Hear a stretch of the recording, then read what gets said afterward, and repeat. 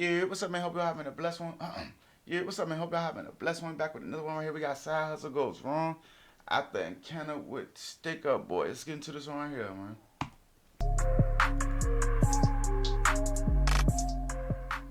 This video is brought to you by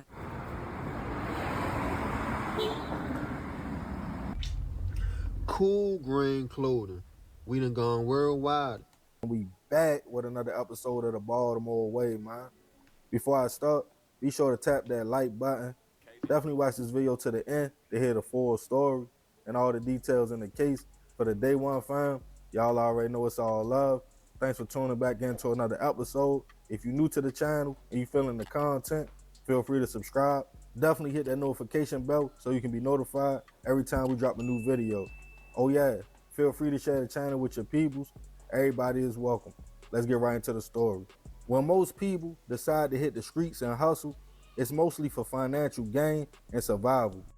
It's no application, no bosses, you make your own hours, and the opportunities are endless. So some people choose to trap to make ends meet rather than going the traditional way or working a 9 to 5. But you also have individuals that get put in a situation where they have to make a choice they usually wouldn't make.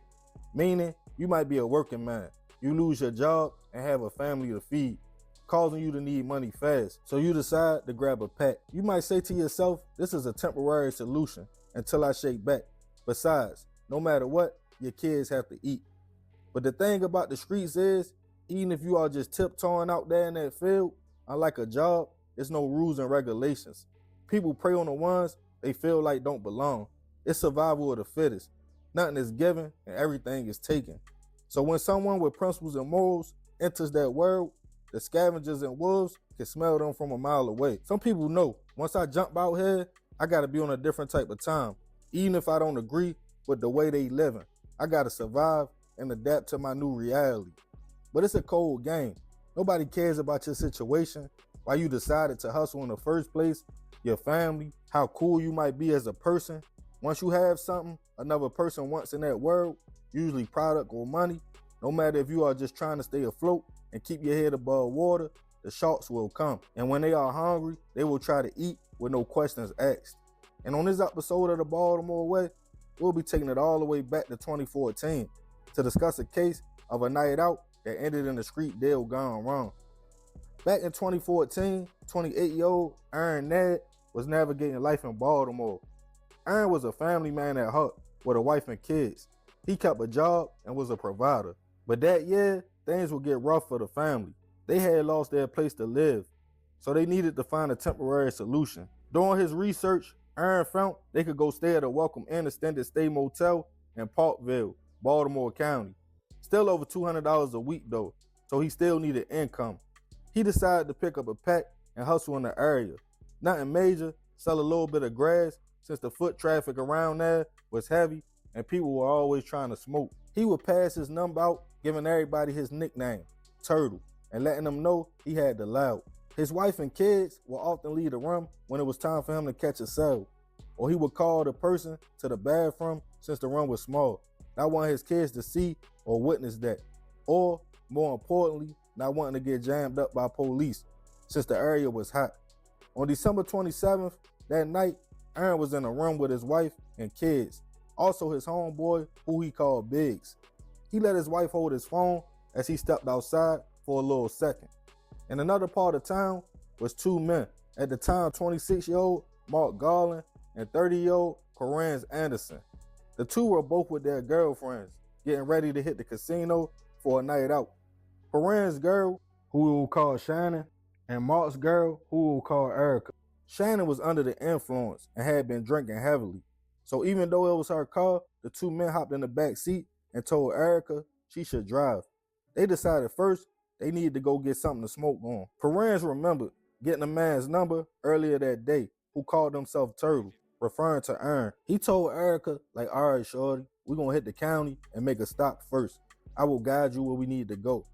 But in the back seat, he told Mark something different. They was about to make a move. After a short drive from Northeast Baltimore, they arrived to the Welcome Inn. The men told their girlfriends to wait in the car and park by a nearby business. They called Aaron's phone and his wife answered. They started bopping towards the motel and saw Aaron outside. They stated they wanted to cop some grass. He stated, all right, bet, it's in the room. They walked back. As Biggs was sitting on the bed, also Aaron's wife and kids. He took one of the men in the bathroom to make the cell, and one stood at the room door. At first, it was quiet. Then inside the bathroom, a struggle started. Aaron yelled for Biggs to help, but a gun was put to his head, and he was told to sit back down. Aaron's wife, scared, put the kids under the cover, and she also covered her head. Seconds later, multiple shots went off, and the men fled the scene. County police were quickly notified to the shooting. They arrived to the room to find Aaron suffering from multiple gunshot wounds. He was unfortunately pronounced gone at the scene. Biggs and his wife told police it was two men in hoodies. They robbed the man, taking his grass, and ransacked the room, asking where the money at, and then took an iPad. Biggs claimed both had guns, and he never saw them before. At the same time, police were getting notified of a suspicious car that was close by, parked by a nearby business. County police walked up on the vehicle. Inside was Shannon, Erica, Mark, and Perez. Police claimed they smelled grass and felt the four were acting strange. Around the corner, witnesses was telling police the description of the two men they saw running after the shots went off, and police were ready on each other back and forth. They stated the men matched the description, so they searched them, finding a part from a gun. After taking all four in for questioning, they showed Aaron's wife and Biggs a photo lineup of the men, in which they both identified Mark and Perez. They claimed both of the men had guns, so they don't know where the shots came from. Shannon, still under the influence, claimed she was asleep during the whole situation, and she don't know what happened. But Erica gave the whole rundown. She told police she took the men to the motel, and 5 minutes later, they walked back to the car, opened the trunk, dropping something heavy in there. She then stated they then told her, before they go to the casino, take us back around the way. We forgot something. So they drove back to Edge Park Road in Northeast Baltimore. The men went inside, changed clothes, and came back outside. She claimed Perez told her, man, I dropped my phone back at the scene, shorty. We gotta drive back. He told Shannon to get out and look for the phone, and that's when police pulled up on them. Now knowing Perez and Mark were the ones in the room, both were taken into custody, charged with first-degree murder. A GSR, or gunshot residue test, was performed on both men, and allegedly, both of them tested positive. While in custody at Baltimore County Detention Center, they both called their girlfriends, telling both of them to make sure they get rid of the dirty shoes, in which police got the recordings and felt like that was code for the guns. Police felt like Shannon's brother got rid of the weapons.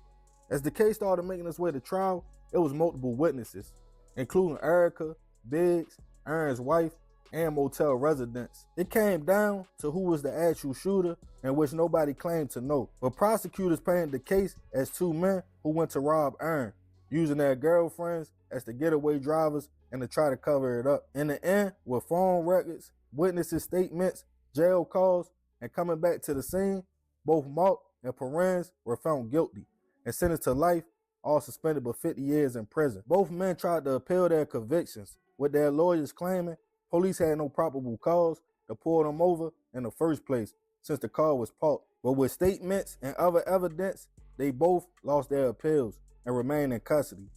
Rest in peace to Aaron.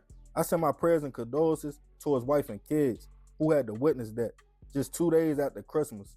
According to his wife, he wasn't a street dude. He was just trying to make enough to take care of his family, and he was looking for a way to bounce back and get their house back. But unfortunately, that's usually how it goes. The ones who lose their life are usually the ones not in that lifestyle. Mark and Perez turned the casino night. That 1 foot in, 1 foot in out shit don't work. And for an iPad. It's crazy how people in the same place be on two different type of times. Aaron was trying to make a way for his family, and them two was looking for somebody to take off. 3 lives gone for a few ounces and an iPad. But hey, that's the Baltimore way. Man, crazy story. Rest in peace, that man. I send my prayer. Man, yeah, R.I.P. to Aaron, man. That's crazy, man. But we're going to go ahead and end this one right here, man. Y'all go ahead and like, comment, and subscribe. Hope y'all have a blessed one. See y'all on the next video.